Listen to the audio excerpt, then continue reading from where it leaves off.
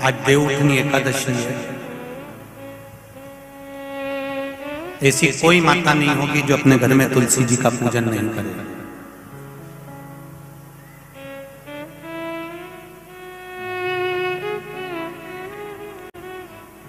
घर की मां यदि आज देवउठनी एकादशी के दिन लाल वस्त्र बैकुंठ, वैसे तो पचवीगन का महत्व बताया गया है स्कंद पुराण में, जो 5 दिन पीछे के होते हैं।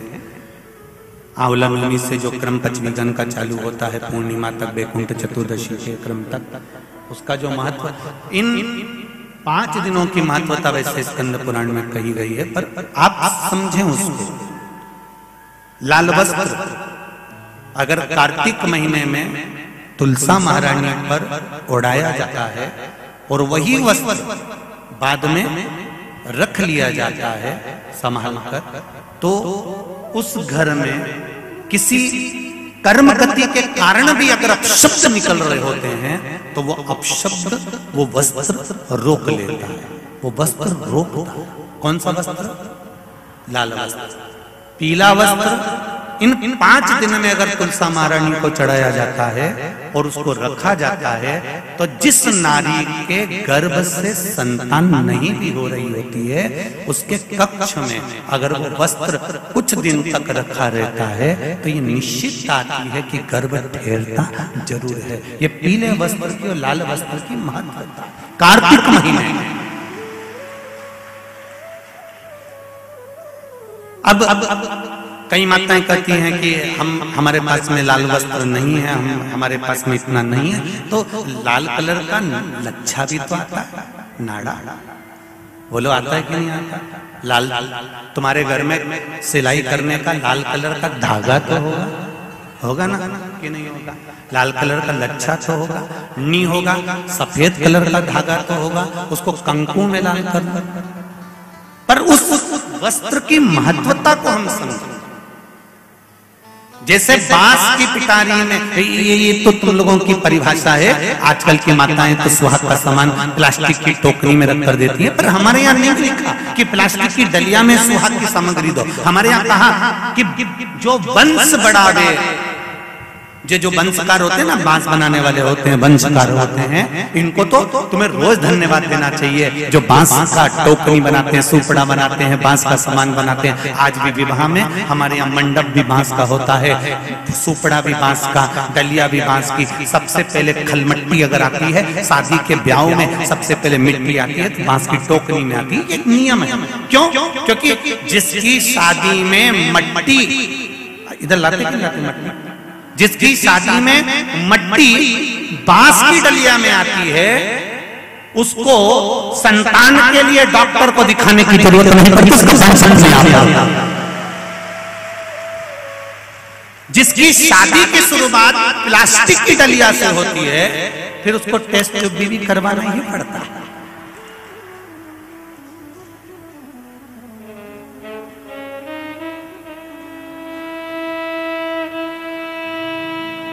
ये कुछ हमारे शास्त्रों के नियम है। अब आप उसको समझो ना समझो, चाहे उसके ऊपर हंसो, चाहे कुछ भी कहो, आप चाहो तो थोड़े दिन बाद कह देना, बताओ शिवर वाला हमारा तो पगले जैसी बात करता है, तो उसमें कोई दिक्कत वाली बात नहीं है। पगले का अवार्ड हमको ही मिलने वाला है, उसमें कोई दिक्कत वाली बात नहीं। पर उसको समझो कि हमारे सनातन धर्म में ये वंशकार, बांस का सामान बनाने वाले, बांस की डलिया बनाने वाले, बांस का सुपड़ा बनाने वाले, सबसे पहले ये वंशकार हुए, फिर खवास नाई ये हुए, फिर चर्मकार हुए, जूता चप्पल बनाने वाले, फिर अन्य जितने जितने हमारे यहाँ, इनको लोग कहते हैं कि इनको हमारे यहाँ से हटा दिया, ऊंची जाति वालों ने इनको पीछे हटा दिया। कोई इनको पीछे हटाने वाला नहीं है, केवल तुम्हारी बुद्धि से लोग तुमको भ्रष्ट कर रहे हैं कि हमको नीचा दिखा रहे हैं, हमको ऊंचा दिखा रहा है। किसी जात में, किसी समाज में ये नहीं कहा गया कि इनको नीचा दिखाना। प्रत्येक समाज में, चाहे ब्राह्मण के घर की शादी हो, चाहे क्षत्रिय के घर की शादी हो, चाहे वैश्य के घर की शादी हो, सबसे पहले वंशकार की डलिया आती है। वंशकार आता है। सबसे पहले हमारे यहाँ अगर पादुका बनाई जाती है तो सबसे पहले चर्मकार आता है, सबसे पहले हमारे यहाँ खवास आता है। पहले इनको लाकर बिठाया जाता है। पहले संबंध भी सेठ खुद नहीं जाता था करने के लिए, खवास जाता था, वंशकार जाता था, ये जाते थे, संबंध पक्का कर कर आते थे और शादी हो जाती थी। ना लड़का देखता ना लड़की देखती। ये सब बाद में चालू हुआ। अब दुनिया के लोगों ने अपनी राजनीति को अखाड़ा बनाने के लिए कह दिया कि ये समाज नीची हो गई, ये समाज ऊंची हो गई, इसको पिछड़ा में कर दिया, इसको उसमें कर दिया। कोई नहीं कर रहा किसी को। भगवान की ये पोथी रखी है शिव महापुराण की, जिस पे रखी है इसके 4 पाए, 1 2 3 और ये 4, ब्राह्मण क्षत्रिय वैश्य शूद्र, ये 4 पाए पर मेरी शिव महापुराण की पोथी रखी हुई है। कोई साधारण है?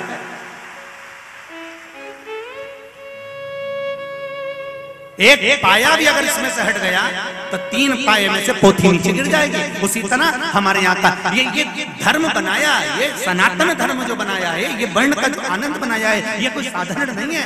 ये सब एक है, एक है। ब्राह्मण हो, क्षत्रिय हो, वैश्य हो, शूद्र हो, सब एक। ये विभाजन तो आज के लोगों ने कर दिया कि थोड़ा सा अपना फायदा देखने के लिए, अपना फायदा। ये महिला मंडल कथा करा रही है, नागेश्वर महिला मंडल कथा करा रही है। वहाँ भोजन भंडारा चल रहा है।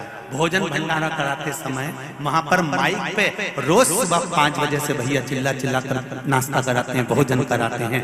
मैंने अभी तक तो माइक पे नहीं सुना कि कोई ब्राह्मण हो तो ही भोजन करना, कि वैश्य हो तो ही भोजन करना, तो क्षत्रिय हो तो वही भोजन करना, कि शूद्र हो तो वही भोजन करना। जब मेरे नागेश्वर भगवान के भंडारे में देवी जी का भंडारा होता है, गणेश जी का भंडारा होता है, शिव जी का भंडारा होता है, यहाँ भेद नहीं होता, तो दुनिया में लोग अपनी बुद्धि में भेद क्यों कर रहे हैं?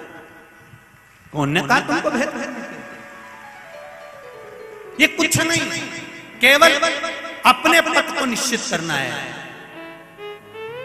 अपना बैंक भरना। इसलिए फूट डालो, मालूम है आपको, फूट डालो, शासन करो। ये दुनिया के लोग हैं।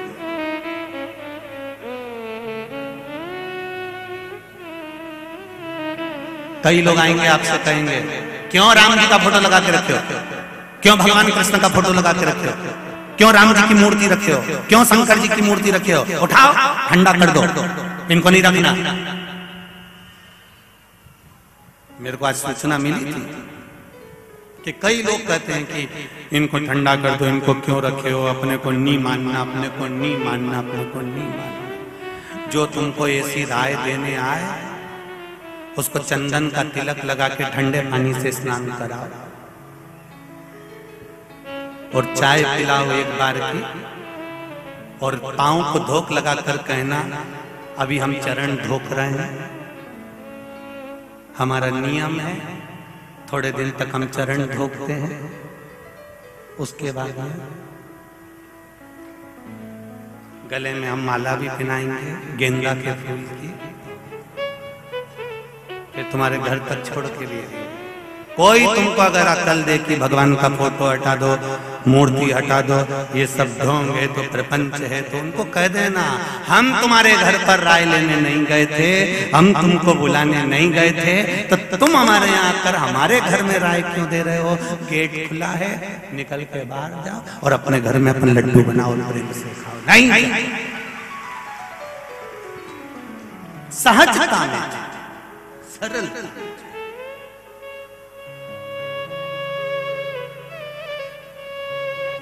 खूब भटकाने वाले मिलेंगे, खूब मिलेंगे, खूब भटकाने।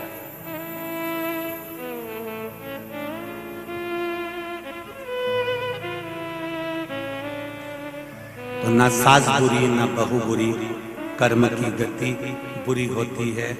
बुराई अपने भीतर इकट्ठी मत करो।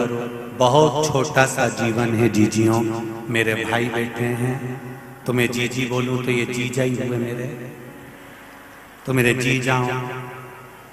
आपसे भी निवेदन है, बहुत छोटा सा जीवन, बहुत छोटा सा।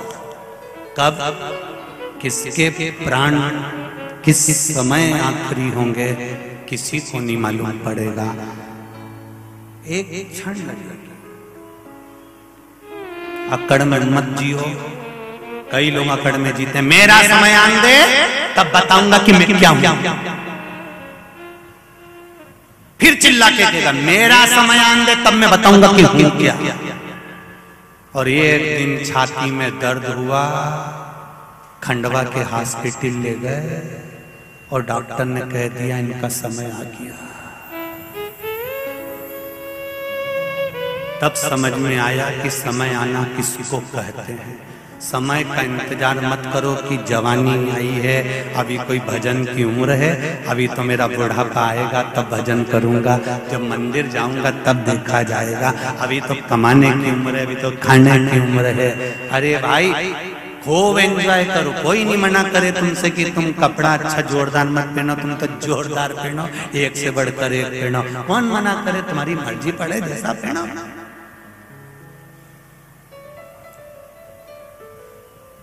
कौन एक पटली की जगह 4 पटली लगा, कौन मना करे तो बढ़िया। चाहे तो पुतली भाई भाई जैसी मर्जी पड़े, नहीं तो वैसी जियो, अपनी मस्ती में जियो।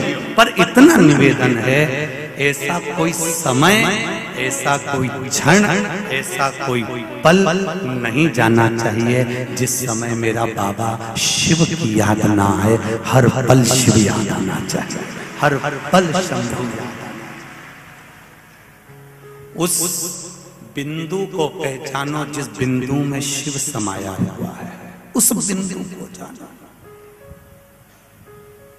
ब्रह्मा विष्णु और महेश में जब भेद हुआ, ब्रह्मा जी ने पूछा कि भगवान विष्णु के पिता कौन है, और भगवान विष्णु ने कहा मेरे पिता प्रकट हों। तब एक बिंदु के रूप में शिव प्रकट हुए थे केवल। इसलिए आज भी ब्रह्म कुमारी आश्रम में जाओगे तो वहां की बहनें, वहां की बेटियां, वहां की दीदियां आपको एक बिंदु का महत्व समझाएगी कि इस बिंदु में ब्रह्मा भी है, इस बिंदु में विष्णु भी है, इस बिंदु में शिव भी है। एक ब्रह्म कुमारी आश्रम में जाकर आप दर्शन करेंगे तो वहां की बहनें, वहां की बेटियां आपको बिंदु की महत्वता समझा।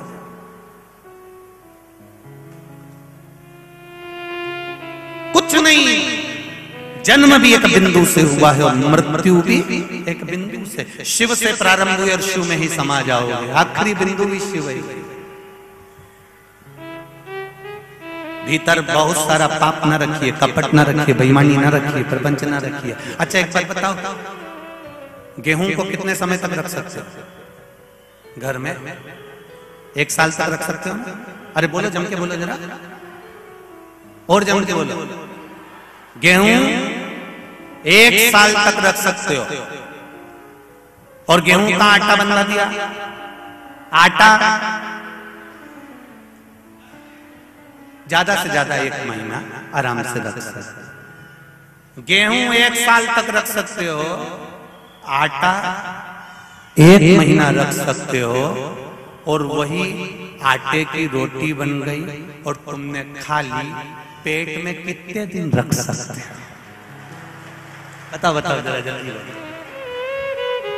बोलो, जरा जल्दी बोलो। नी तुम तो सुबह जाने ही मत, नहीं जाऊं मैं तो पेट में रखूंगी मारा, लड़ी लड़ी जाए।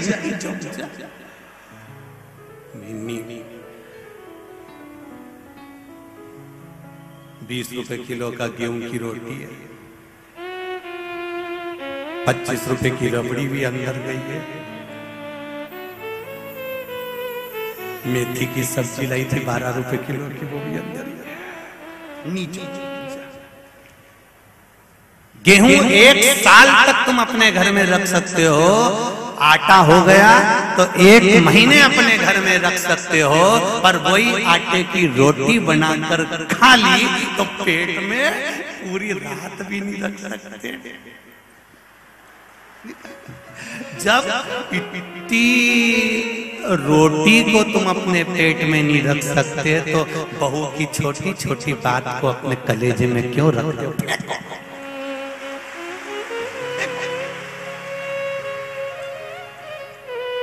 देंगे मौका, देंगे बोलने का मौका, सबको देंगे। रखो, बैठो भैया। तुम लोगों के पास माइक पहुंचता है तो आधा समय तो वैसे निकल जाता है। बैठो। गेहूं 1 साल, आटा बोलते जाओ जल्दी जल्दी, 1 महीना और रोटी खाई तो दूसरे दिन उसको निकालना पड़ेगा।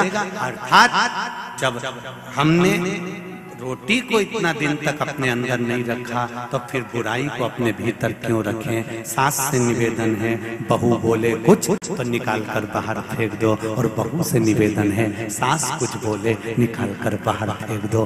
खूब जब पेट पूरा आनंद में साफ रहेगा तो सवेरे तुम खमन ढोकला भी खा सकते हो।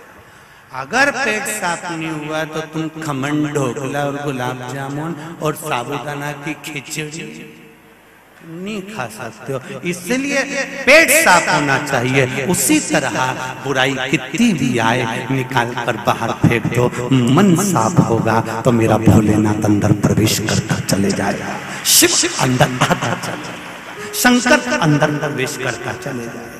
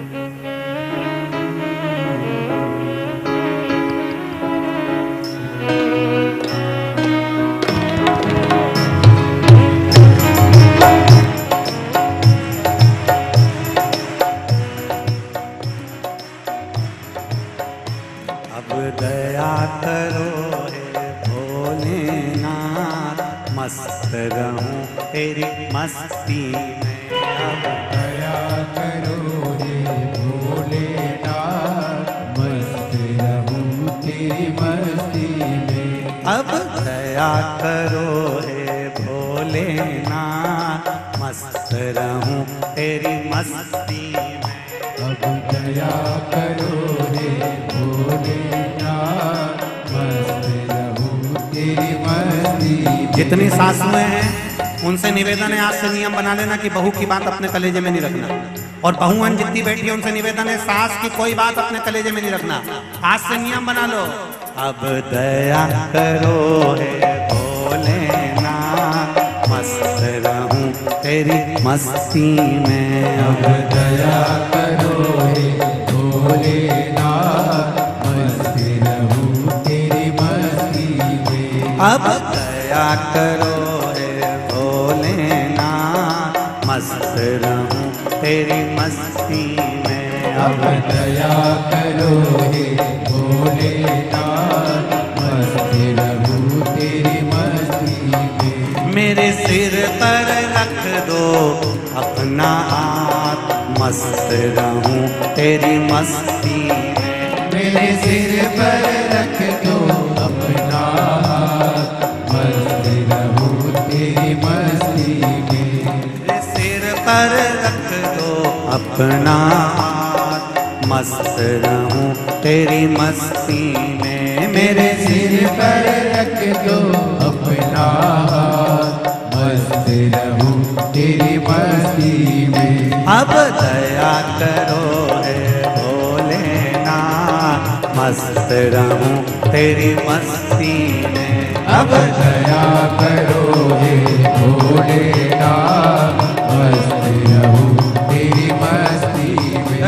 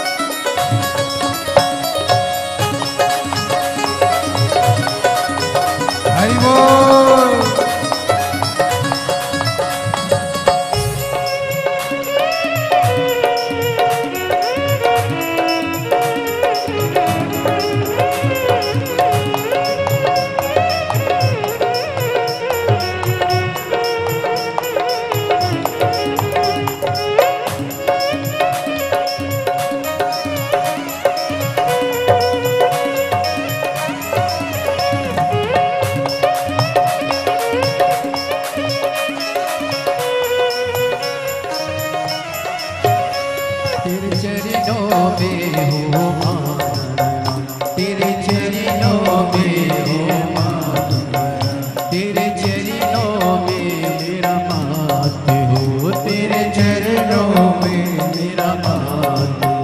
मैं तो झूम झूम के नाचूं आज, मैं तो झूम झूम के नाचूं आज। अब दया करो रे भोलेनाथ, मस्त रहूं तेरी मस्ती में।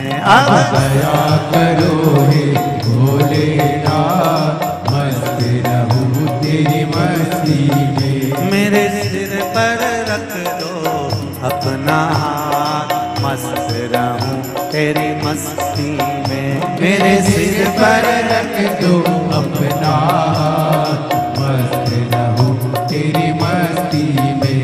अब दया करो भोलेनाथ, मस्त रहूं तेरी मस्ती में। अब दया करो हे भोलेनाथ, मस्त रहूं तेरी मस्ती में। अब दया करो हे भोलेनाथ, मस्त रहूं तेरी मस्ती में। हे भोलेनाथ, मस्त रहूं तेरी मस्ती में। हरि बोल, जय हो, जय हो।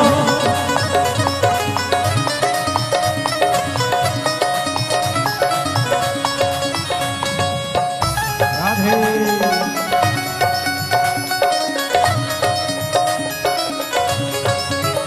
हरि बोल।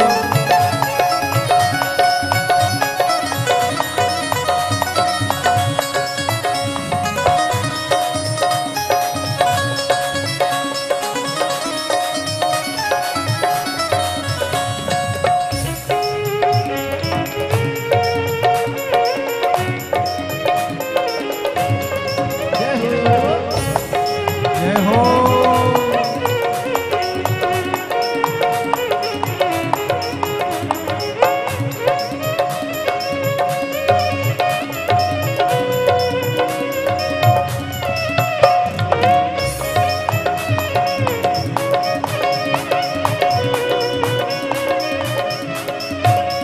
तेरे मन में बसे हो भोलेनाथ, मैं तो झूम बसे नाचूं आज, मैं तो झूम झूम के नाचूं आज, मैं तो झूम झूम के। अब दया करो रे भोलेनाथ, मस्त रहूं तेरी मस्ती में। अब दया करो हे भोलेनाथ, मस्त रहूं तेरी मस्ती में। अब दया करो रे भोलेनाथ, मस्त रहूं तेरी मस्ती में। हो अब दया करो हे भोलेनाथ, मस्त रहूं तेरी मस्ती में।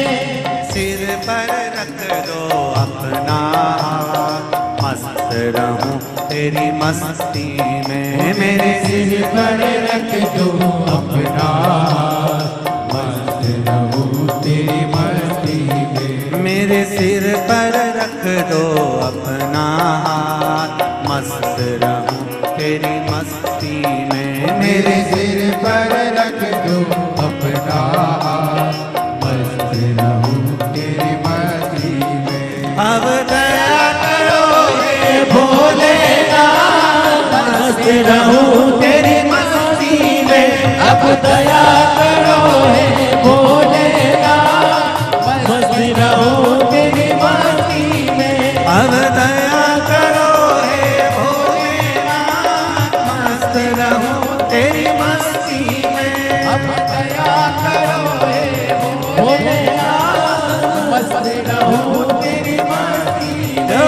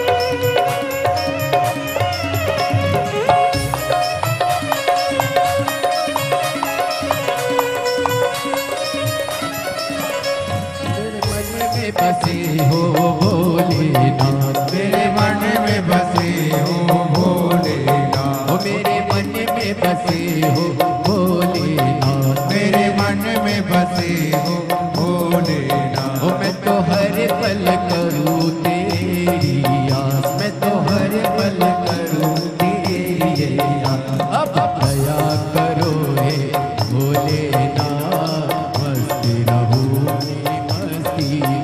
अब दया करो हे भोलेनाथ, मस्त रहूं तेरी मस्ती में।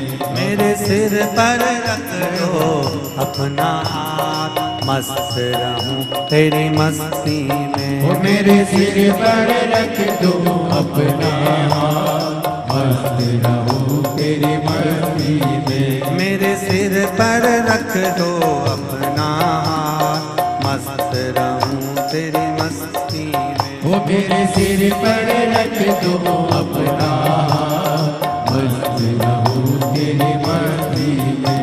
अब दया करो हे भोलेनाथ, मस्त रहूं तेरी मस्ती में। अब दया करो हे भोलेनाथ, मस्ती रहूं तेरी मस्ती में। अब दया करो हे भोलेनाथ, मस्त रहूं तेरी मस्ती में। अब दया करो हे भोलेनाथ, मस्ती रहूं तेरी मस्ती में।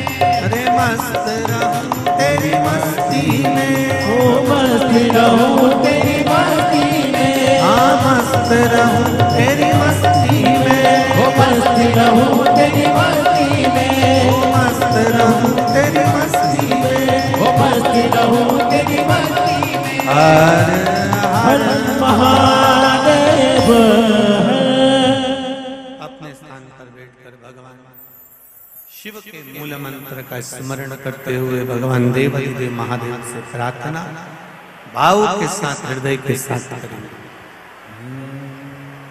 आज देवउठनी एकादशी, शिव जी से प्रार्थना करें बाबा देवाधिदेव महादेव भक्ति देवे, शक्ति देवे और जीवन में आनंद सुख की अनुभूति करावे। श्री शिवाय नमस्तुभ्यं, श्री शिवाय नमस्तुभ्यं, श्री शिवाय नमस्तुभ्यं, श्री शिवाय नमस्तुभ्यं, श्री शिवाय नमस्तुभ्यं। भोला सब दुख काटो मारा, ओ भोला सब दुख काटो मारा। शिव शंकर जपो तेरी माला, भोले बाबा जपो तेरी माला, भोला सब दुख काटो मारा। ओ भोला सब दुख काटो मारा। भगवान शिव की कथा कर रहे हैं। अपने भीतर किसी के प्रति भेदभाव उत्पन्न न हो। देखो माता पार्वती जी के साथ में शिव जी का जब मंगल विवाह हो गया,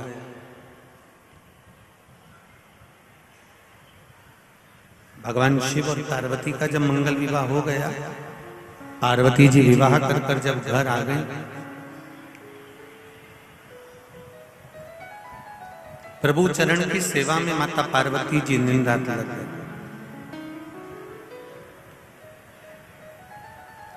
भगवान के चरणारविंद की सेवा में पार्वती लगी। भगवान शिव और माता पार्वती के विवाह का एक कारण सबसे प्रबल था वो कारण था तारकासुर का संहार।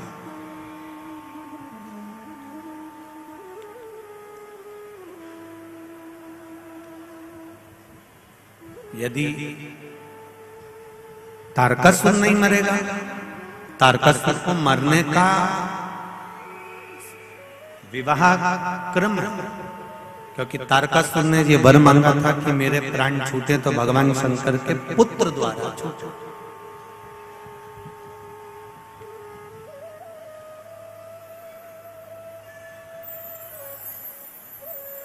भगवान शिव के तेज पुंज से, गंगा जी के जल से षडानंद कार्तिकेय जी का जन्म हुआ, प्रागट्य हुआ।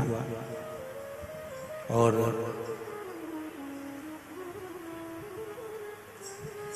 षडानंद कार्तिकेय जी ने अपनी माता से कहा, मां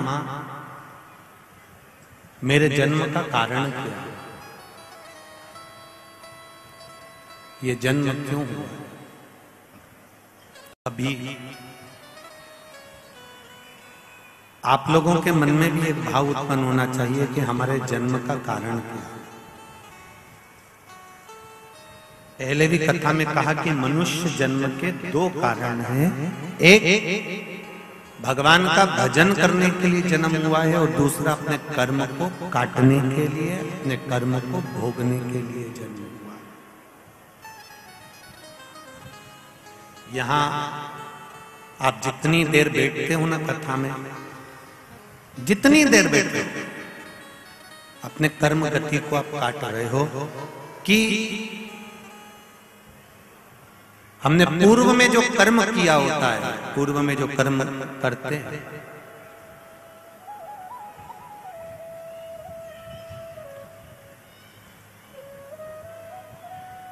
उस कर्म की गति को काटने के लिए हम जितनी देर कथा में बैठते हैं उतनी देर हमारी कर्म गति कटती जाती है। हमारा जो पूर्व का किया गया पाप कर्म है वो कटता जाता है।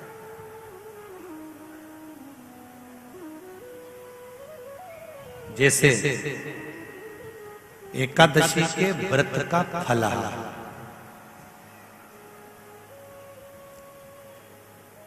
एकादशी का व्रत है और तुम्हें भूख लग रही है,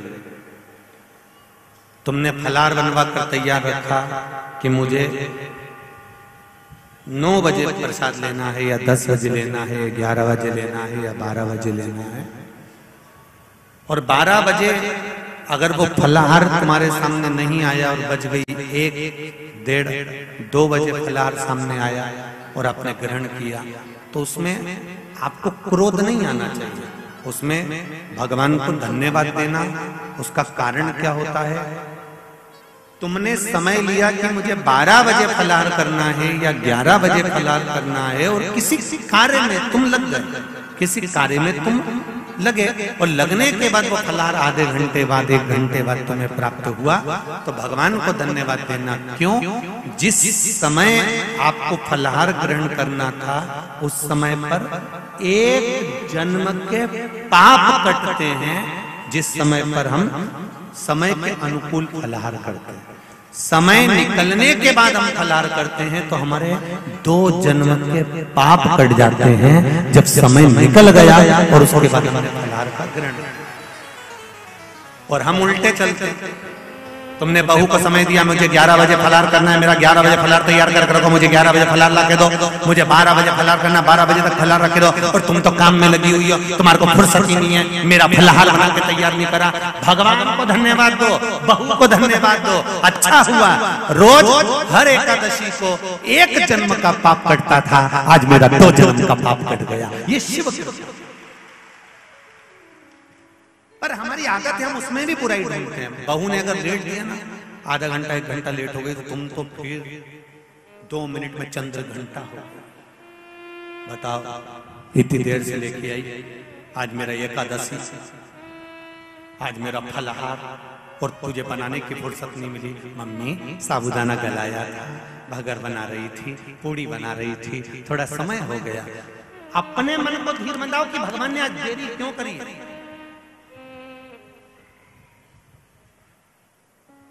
वही फलाहार किसी कारण से और लेट हो गए, दोपहर में 3 बजे के बाद हुआ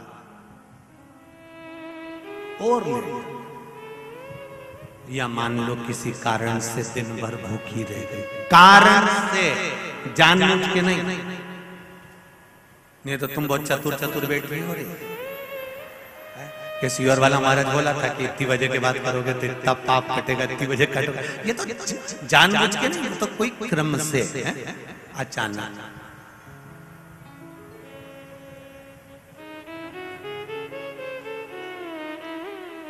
जानबूझ के करोगे तो वो तो दिक्कत ही दिक्कत है। जैसे वो एक चरित्र आता ना, एक पड़ोसन ऐसा धान कूट रही थी मूसल से, और उसके पास में उसकी पड़ोसन बैठी थी।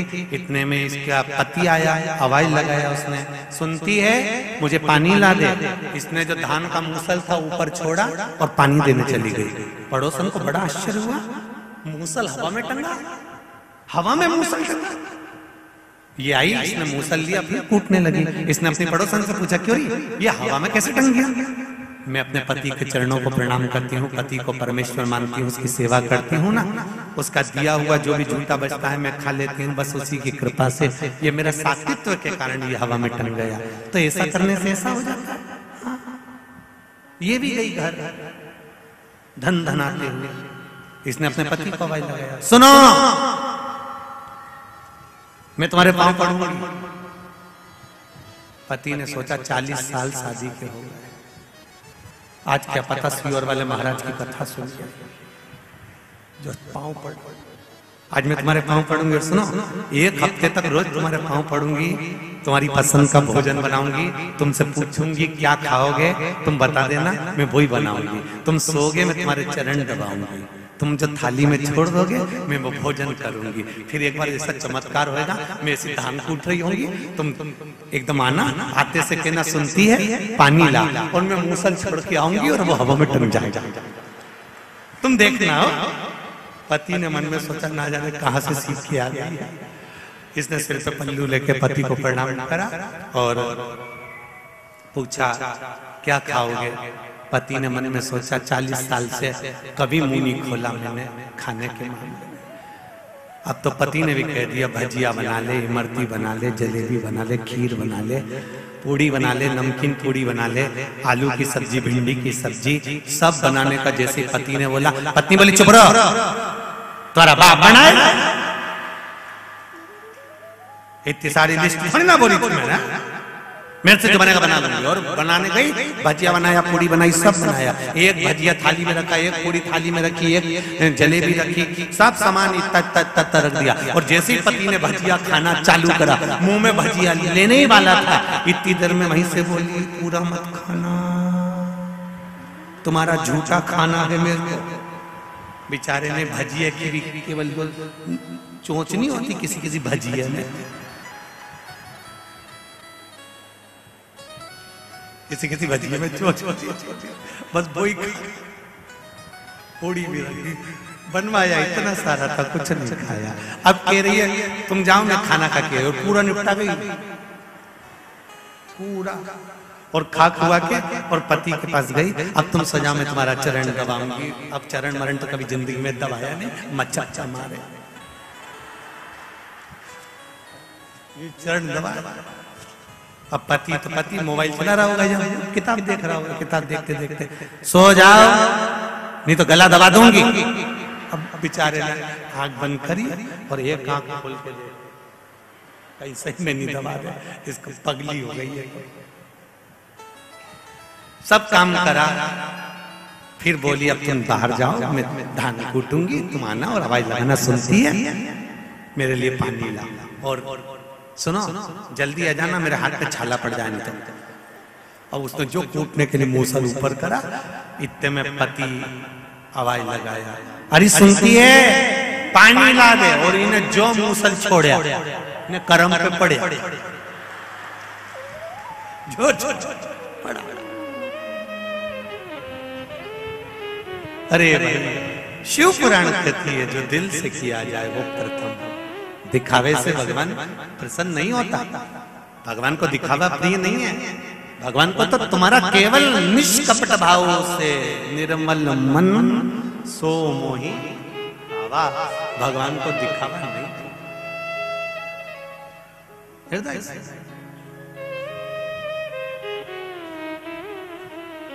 तारकासुर का कथा मांगा भी तो क्या मांगा, प्राण छूटे शिव जी के पुत्र के द्वारा।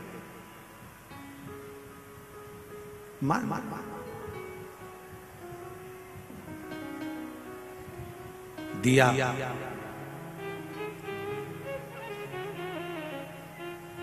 जान कर कुछ न किया जाए, अनजाने में जो हो जाए वो श्रेष्ठ है। भोजन का समय निकल गया, फलहार का समय निकल गया, एकादशी के दिन एक जन्म का पाप कटा, समय के बाद पाया 2 जन्म का पाप कटा। मान लो शाम तक फलहार नहीं मिला, रात हो गई, तब फलहार ग्रहण करने बैठी है। मान लो किसी कारण से लेट होती चली गई तो पाप भी कटता चले गया, किसी कारण से तो फिर जानकर कर नहीं, कारणवश रात हो गई, फलहार मिल गया, समझ लेना कहीं 7 जन्म का पाप होगा, कट गया 7 जन्म। पर निवेदन केवल इतना है कि उसमें आप मूल चीज एक ही बात कहती है पुराण की, इसमें हमने अच्छा देखा। कई लोगों की आदत होती है थोड़ा सा फलहार आने में देरी हो गई, क्रोध आ गया, क्रोध आ गया तो तुम्हारा व्रत बेकार हो गया। समय की अवस्था में फलहार नहीं मिला, क्रोध आ गया, तुम्हारा व्रत खंडित हो गया। जिस दिन तुम्हारा व्रत हो उस दिन आपके मुख से अपशब्द ना निकले। एक सुंदर चरित्र आता है, आप लोगों ने श्रवण किया होगा, वैकुंठ चतुर्दशी का एक भाव बड़ा सुंदर आता है कि किसी गांव में एक साहूकार रहता था, एक सेठ रहता था, सेठ के एक बेटा एक बहू थी।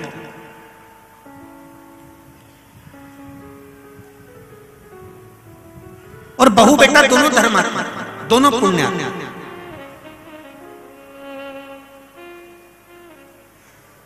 बहू भी धर्मात्मा है और बेटा भी धर्मात्मा। दरवाजे पर कोई आए भूखा ना जाए, दरवाजे पर कोई आया पानी पीकर जाना।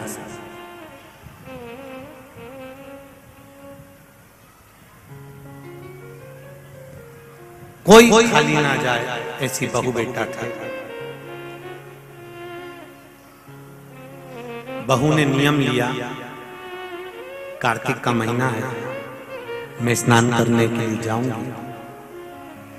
ससुर जी से कहा, पिताजी मैं कार्तिक के महीने का स्नान करूंगी, परंतु मेरे साथ में थोड़ी सी परेशानी ये है कि मैं स्त्री हूं, मैं नारी हूं।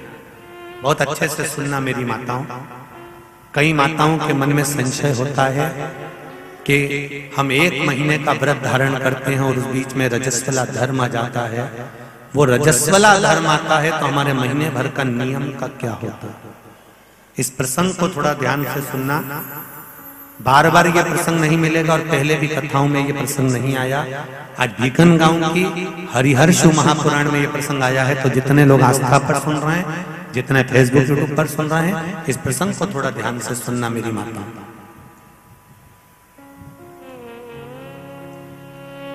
बहू ने अपने ससुर से कहा, पिताजी मैं कार्तिक के महीने के स्नान का नियम तो ले लेती हूँ। मैं कार्तिक के महीने, कोई माता कार्तिक के स्नान का नियम लेती हैं, कोई माघ महीने का स्नान का नियम लेती हैं, कोई चैत्र महीने के स्नान का नियम लेती हैं, कोई फागुन का लेती हैं, कोई बैसाख महीने के स्नान का नियम लेती हैं। कई माताओं की आदत रहती है, कई पुरुषों की आदत रहती है कि मैं 1 महीने तक कार्तिक का स्नान करूंगी। पर वो कार्तिक के स्नान में कुछ दिन ऐसे आ जाते हैं कि उसमें रजस्वला धर्म आ जाता है। अब वो रजो धर्म आ गया, रजस्वला धर्म आ गया, तो उस बीच में उसका नियम पूरा हुआ कि नहीं हुआ।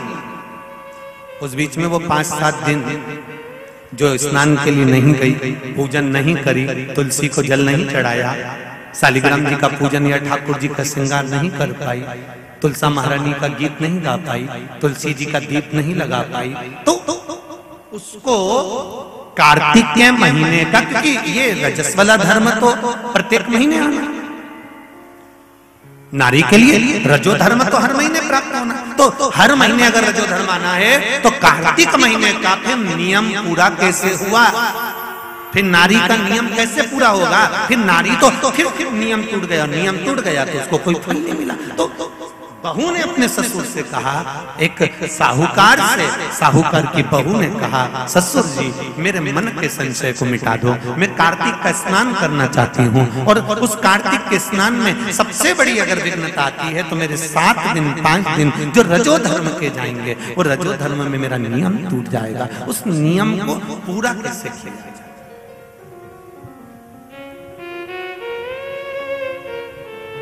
वो नियम पूरा कैसे होगा? कार्तिक के महीने का स्नान करने वाले जरा ध्यान देंगे, चाहे वैशाख का स्नान करें, चाहे माघ का स्नान करें, मेरी माताओं का रजो धर्म 7 दिन 1 महीने के अंदर आ ही जाता, और आया तो वो नियम टूटा। उस नियम को पूर्ण कैसे करा जाए? कहा, साहूकार ने कहा कि बहू मैं इतना विद्वान तो नहीं हूं, ज्ञानी तो नहीं हूं, पर मैं मेरे गुरु से इस बात को स्मरण कर कर आऊंगा। अब बहू को कार्तिक का महीना आ रहा है, कार्तिक के महीने का उसको इंतजार था, वो इंतजार में बैठी है। मात्र कार्तिक आने में 8 दिन बचे। अब देखिएगा जरा आप में और उस बहू में क्या अंतर है। कार्तिक के महीने आने में 8 दिन बचते हैं तो आप पुताई चालू कर देते हो। बोलो सही है कि गलत है? कार्तिक आने में, दिवाली आने में जब 8-15 दिन रहते हैं तब तुम पुताई चालू कर देती हो, सफाई चालू कर देती हो, ये काम चालू कर देती हो, वो काम चालू कर देती हो। सारे काम तुम्हारे कार्तिक का महीना आने के समय पर चालू हो जाता है। और बहू सफाई नहीं पूछ रही, साफ सफाई पर ध्यान दे रही है, पर ऐसा नहीं कि साफ सफाई नहीं कर रही, पर उसका ध्यान वही कार्तिक के महीने के स्नान में लगा हुआ है। आज बहू 8 दिन बचे और बहू का भोजन छूट गया, उसका भोजन नहीं, भाई ने कहा अंदर जाइए। किसी चीज को पाने की जब तमन्ना होती है ना तो खाना पीना छूट जाता है। ये नागेश्वर मंदिर महिला मंडल से पूछ लेना,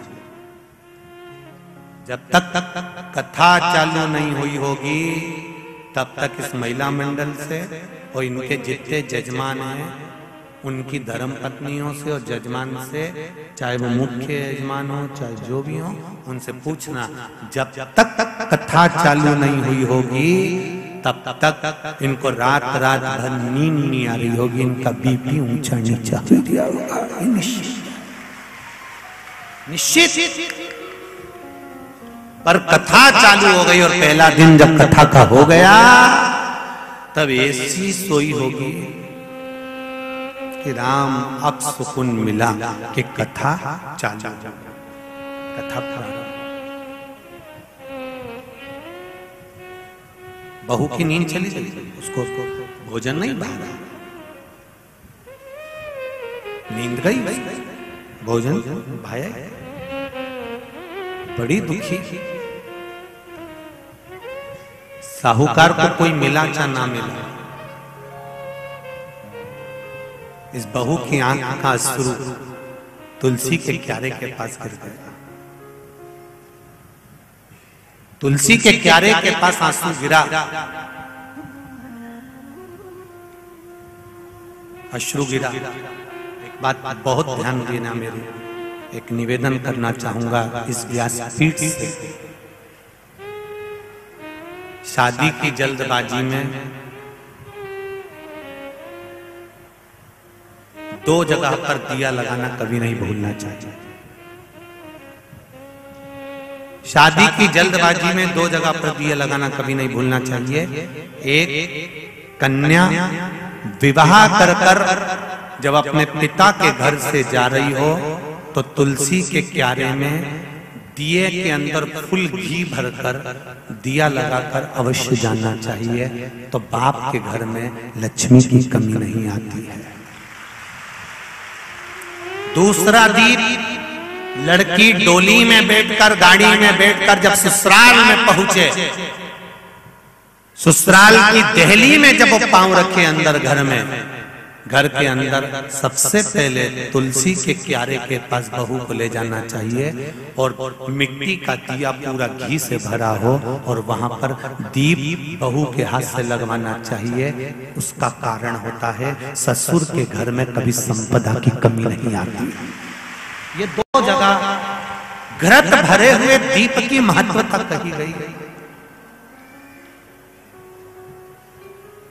और हम इतने विचित्र हैं कि महिला संगीत के चक्कर में, माता पूजन के चक्कर में, सारे फंक्शन के चक्कर में, मेहंदी और हल्दी के चक्कर में हम जब घर के भगवान को ही भूल जाते हैं तो दिया कौन याद करेगा? बोलो सही है कि गलत है? घर के भगवान को भूल जाते हैं महिला संगीत के चक्कर में। हम थोड़ा सा घर के चक्कर में भगवान को भूल जाते हैं कि हमारे यहाँ मेहंदी हो रही है, हमने भगवान को बिठाया मेहंदी में। हमारे यहाँ हल्दी का कार्यक्रम हो रहा है, भगवान को बिठाया हल्दी के कार्यक्रम। महिला संगीत में भगवान का सोफा लगाया तुमने, एक सिंहासन रखा भगवान का, तुम सब तो बैठे थे, भगवान के लिए भी एक जगह रखो कि भगवान मेरे घर का यहाँ बैठेगा, वो देखेगा, उसको बिठाओ। नहीं, तो हम दिया कहाँ याद रखते, पर नियम बना दो।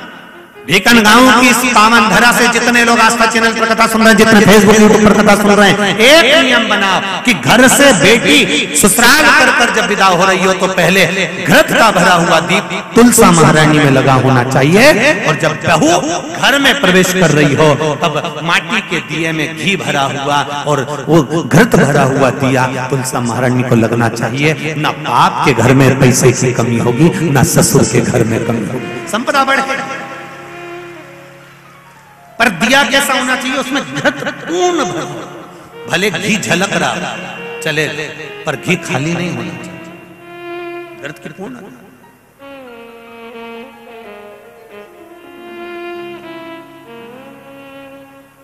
महाराज अब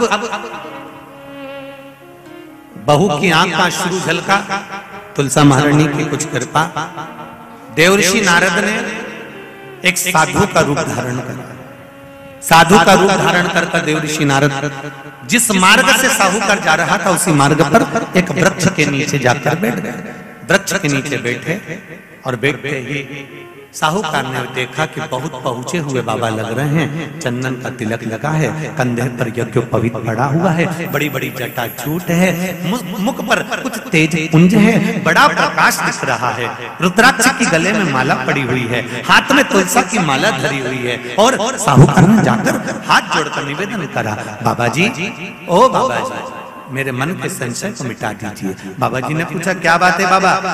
साहूकार जी बोले मेरे बहू के मन का संशय है, नारी जब कार्तिक के महीने का स्नान करती है या माघ महीने का स्नान करती है या वैशाख महीने का स्नान करती है या चैत्र महीने का स्नान करती है, नारी जब पूर्ण एक महीने का स्नान करती है तो बीच में जो रजस्वला धर्म आ जाता है, नारी 5 दिन 7 दिन जो काम नहीं कर पाती है वो रजो धर्म के समय पर, रजस्वला धर्म के समय पर उसका 1 महीने का नियम खंडित हो जाता है। तो वो खंडित हुआ नियम पूर्ण कैसे हो उसका वर्णन आप मुझे बता दीजिए।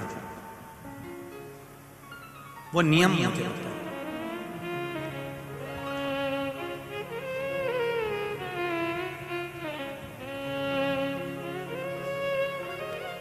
संत के रूप में बैठे हुए देवऋषि नारद, श्रीमन नारायण, श्रीमन श्रीमन नारायण, 7 बार देवऋषि नारद ने नारायण नारायण नारायण नारायण कहा। कहने पर देवऋषि नारद ने बोला, सुनो साहूकार जी, सुबह के समय पर जब आपकी बहू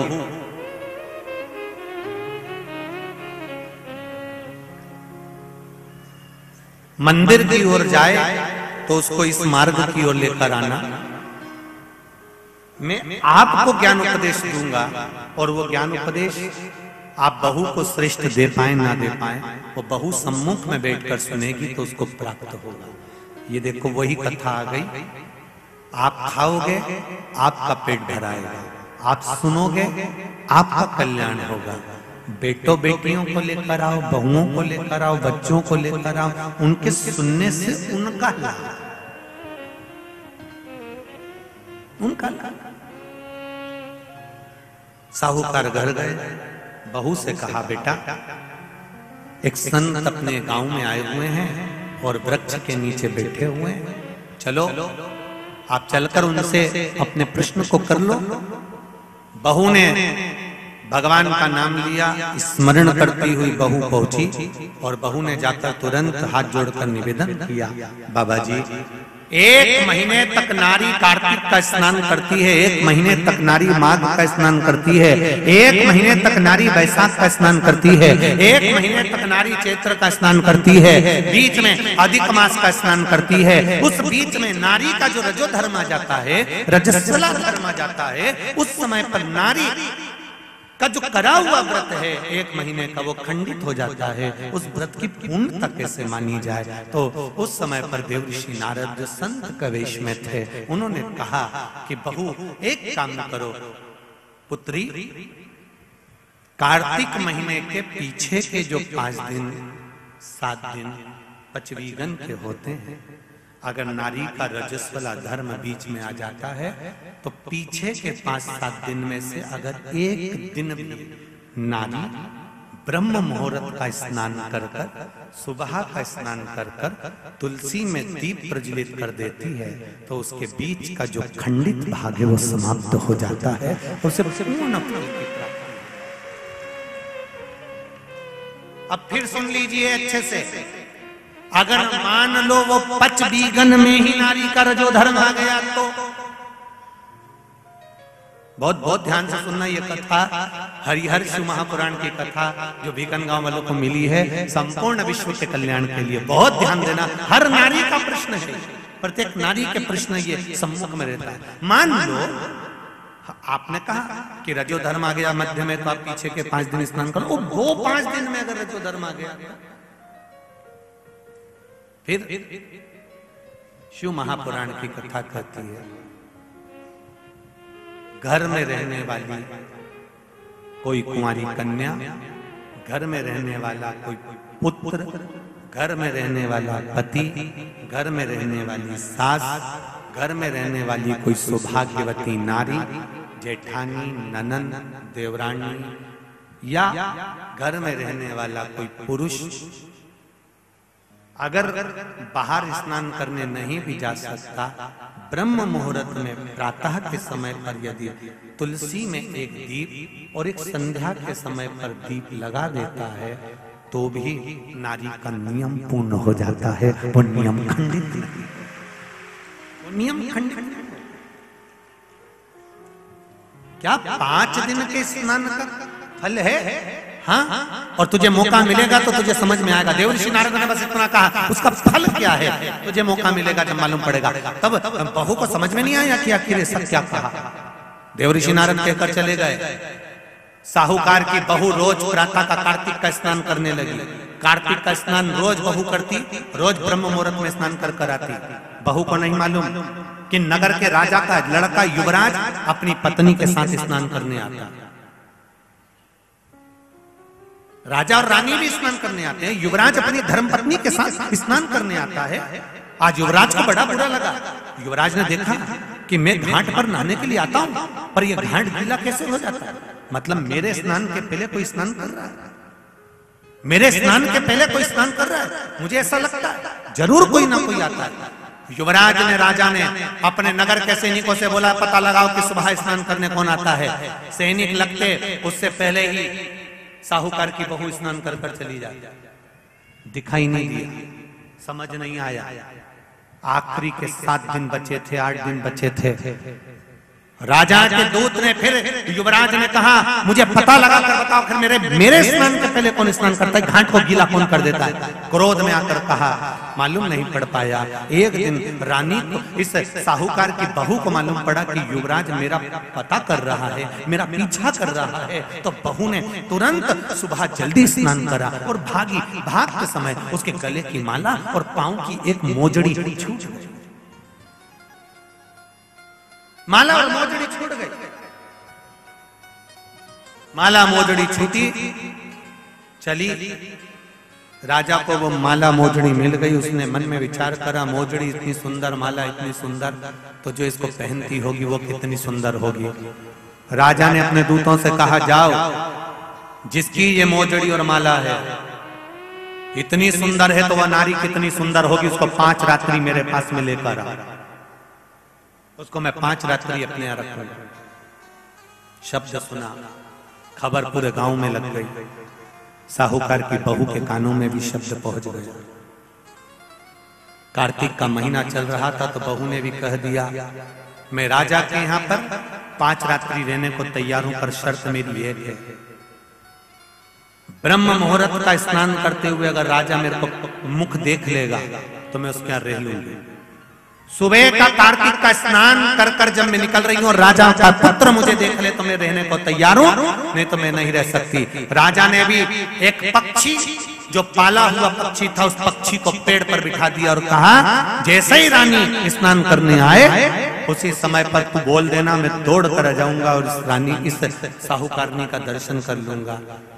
जब साहूकारनी सुबह के समय पर स्नान करने चली तो देहली पर द्वार को छोड़ते समय प्रणाम करते हुए कहती है हमारे भारत की सभ्यता, भारत की भूमि की संस्कृति, पहले की माताएं जब मायके से ससुराल जाती थी या ससुराल से मायके आती थी तो जिस तांगे में, जिस गाड़ी में, जिस बस में, जिस टैक्सी में भी बैठती थी उसके भी पांव पड़ती थी, उसको भी प्रणाम करती थी। बोलो री जीजिए सही है कि गलत है?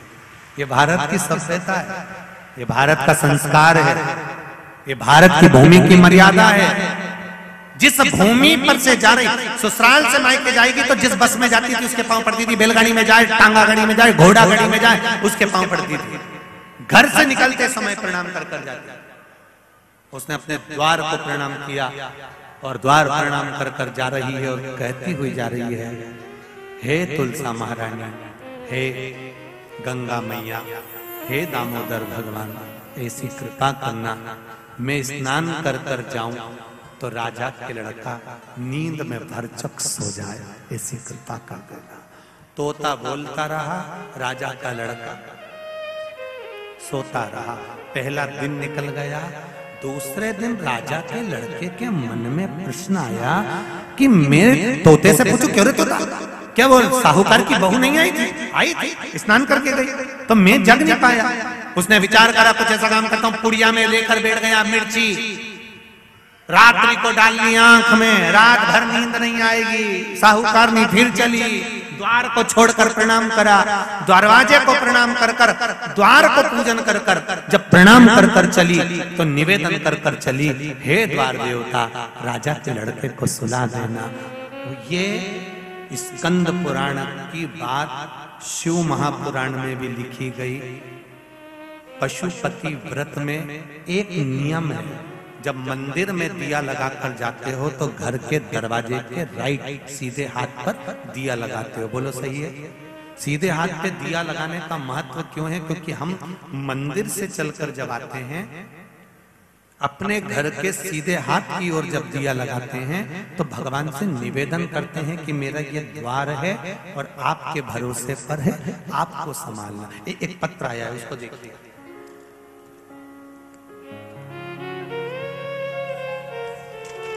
दिया लगाने का कितना लाभ और उसका महत्व देखिए।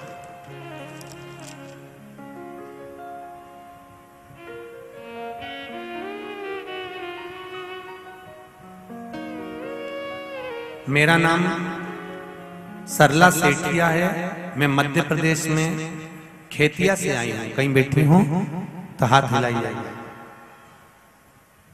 कहीं बैठी हूं तो दोनों हाथ अवश्य हिलाइएगा। जहां कहीं भी बैठी हो। अच्छा आप उधर हैं, दोनों हाथ हिला दो एक बार। श्री शिवाय नमस्तुभ्यम, श्री शिवाय नमस्तुभ्यम। मेरा नाम सरला सेठिया है, मैं मध्य प्रदेश के खेतिया से आई हूँ।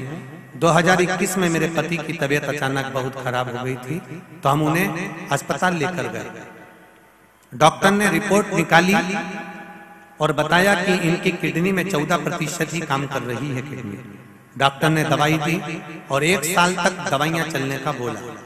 और फिर एक दिन मेरे पति की तबीयत वापस अचानक बहुत ज्यादा खराब हो गई। हम उन्हें तुरंत अस्पताल लेकर गए तो डॉक्टर ने बताया कि उनकी किडनी काम करना बिल्कुल बंद कर दी है। हफ्ते में 2 बार डायलिसिस चालू करना पड़ा। हफ्ते में 2 बार जैसे डायलिसिस करना पड़ेगा, हम उनको हफ्ते में 2 बार डायलिसिस करवाने अस्पताल ले जाने लगे, किंतु उनके स्वास्थ्य में कोई बदलाव नहीं आया। डायलिसिस तो चालू हो गया पर बदलाव नहीं आ पाया। जब उनके स्वास्थ्य में बदलाव नहीं आया